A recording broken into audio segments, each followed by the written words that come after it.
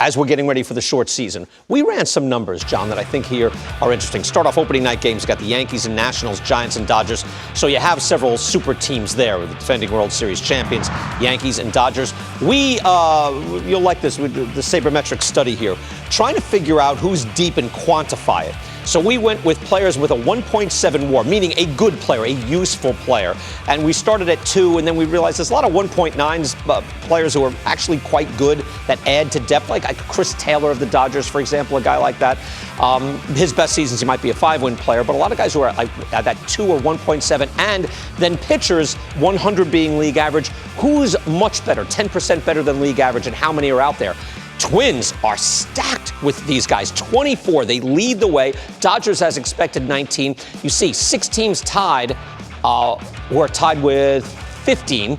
And that's the Braves, Nationals, Astros, Red Sox still there. Yankees, Cardinals make sense. What surprises me there and why this is an interesting exercise, John, Diamondbacks are right there with the deepest teams in baseball. Incredible. Arizona, they've done a great job. They do nicely there. I'm surprised at that as well. I'm going to go off the board and say the Astros and Yankees are pretty good, though. Wow. Twins, fantastic. Was it 24 guys there? Their lineup is amazing. The best in baseball. I do think their lineup. The Twins. I think so.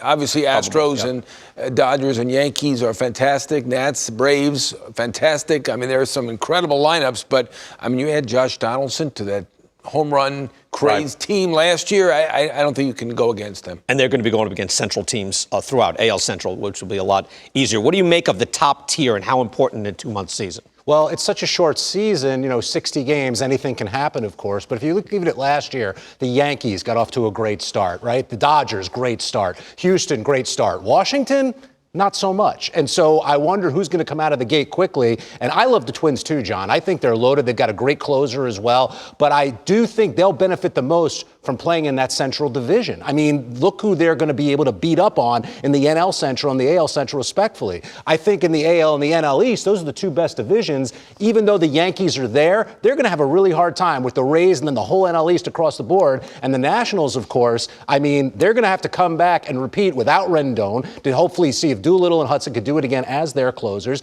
They're going to be one step off, I think, with the Phillies, Mets, and Braves all getting better. It's going to be very interesting how it plays out. I want to get back to that, though, with teams and depth. Dan, if you're on the 10-day IL, that's a big chunk of the season now. Also, guys are going to be testing positive, for COVID-19. So that's going to be happening. So I'm just thinking how depth will play out this year and how important it'll be. I think, Brian, there are 30 general managers right now, a week from opening night, that are nervous because it's hard to have the kind of depth to sustain major injuries. But teams like the Dodgers, the Yankees, the Astros, and the Twins, their depth, and eventually that is going to play. But I think what scares GMs the most, you can ill afford at a 20-game stretch. Let's say the regular season, 162 games. We know that the cream eventually will rise to the top. It happened with the Nationals last year.